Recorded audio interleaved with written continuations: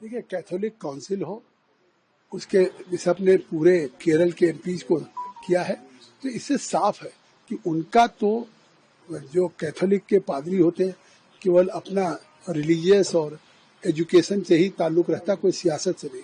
तो उन्होंने साफ इस बिल को पढ़ा, हमारी रिपोर्ट को पढ़ा, और उनको लगता है कि ये वक्त के बेहतरी के लिए है, डिस्प्यूट खत्म होगा।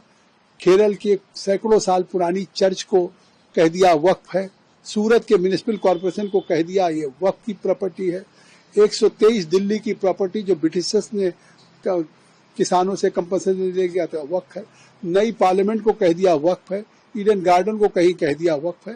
तो ये विवाद खत्म होगा, इसलिए वो अपील कर रहे हैं। बड़ी संख्या में मौलाना भी इसका मदद कर रहे हैं। केवल all India Muslim personal law board पूरे इस रमजान के महीने में, जहां इबादत का महीना है, अल्लाह के लिए तरावी से लेके प्रेयर का है, वहाँ अलविदा नमाज में भी उन्होंने आह्वान कर दिया कि काली पट्टी बांध करके जाएं। आज ईद के दिन भी पूरे देश में उन्होंने आह्वान कर दिया कि काली पट्टी बांधें। आखिर क्यों? कानून तो अभी सदन में आया नहीं, अमेंडेड कानून आ जाए तब गुमराह करें कि हमारी मस्जिद ले ली जाएगी। जब संसदीय कार्य मंत्री किरण रिजिजू जी ने कह दिया कि हम कोई मस्जिद नहीं लेंगे, कब्रिस्तान नहीं लेंगे, सरकार क्यों लेगी? फिर भी वो इस तरह का वो हो ओवैसी कि साहब हमारे मस्जिदों पे हमला है, हमारे ऊपर गोली है, हमारे ईमान पे गोली चलाई जा रही, तो ये मुझे लगता है बदअमनी फैलाना चाहते हैं।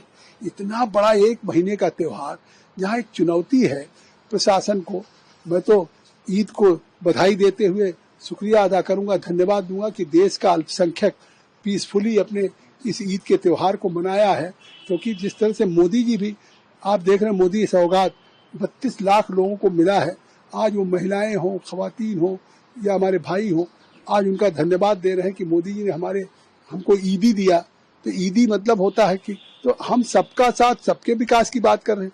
लेकिन ये जो कांग्रेस पार्टी है, ओवैसी है, पर्सनल लॉ बोर्ड है, ये केवल मुसलमान को वोट बैंक समझ रही है, उसको तुष्टीकरण कर रही है, कोशिश कर रही कि हम तफरका पैदा करें झूठ बोल करके, ना इत्तफाकी करें, बदअमनी करें, लेकिन ये हो नहीं पाएगा। देखिए, कैथोलिक काउंसिल हो, उसके बिशप ने पूरे केरल के एमपीज को किया है, तो इससे साफ है कि उनका तो जो कैथोलिक के पादरी होते हैं केवल अपना रिलीजियस और एजुकेशन से ही ताल्लुक रहता, कोई सियासत से नहीं। तो उन्होंने साफ इस बिल को पढ़ा, हमारी रिपोर्ट को पढ़ा, और उनको लगता है कि ये वक्त के बेहतरी के लिए है, डिस्प्यूट खत्म होगा। केरल की सैकड़ों साल पुरानी चर्च को कह दिया वक्फ है, सूरत के म्युनिसिपल कॉरपोरेशन को कह दिया ये वक्फ की प्रॉपर्टी है। 123 दिल्ली की प्रॉपर्टी जो ब्रिटिशर्स ने किसानों से कंपनसेशन ले गया था वक्फ है।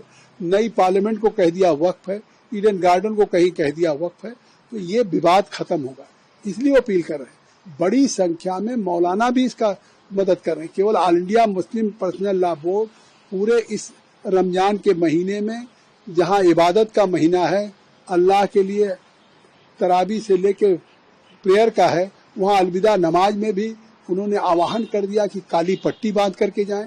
आज ईद के दिन भी पूरे देश में उन्होंने आह्वान कर दिया कि काली पट्टी बांधें।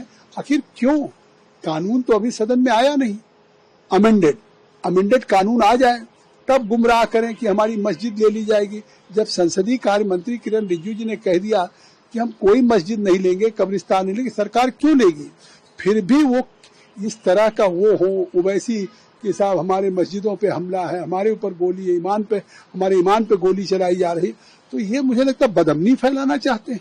इतना बड़ा एक महीने का त्योहार जहाँ एक चुनौती है प्रशासन को, मैं तो ईद को बधाई देते हुए शुक्रिया अदा करूंगा, धन्यवाद दूंगा कि देश का अल्पसंख्यक पीसफुली अपने इस ईद के त्योहार को मनाया है।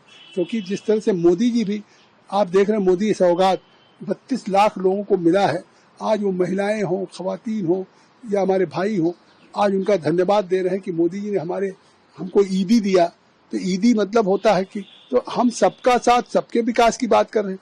लेकिन ये जो कांग्रेस पार्टी है, ओवैसी है, पर्सनल लॉ बोर्ड है, ये केवल मुसलमान को वोट बैंक समझ रही है, उसको तुष्टीकरण कर रही है, कोशिश कर रही कि हम तफरका पैदा करें झूठ बोल करके, ना इत्तफाकी करें, बदअमनी करें, लेकिन ये हो नहीं पाएगा।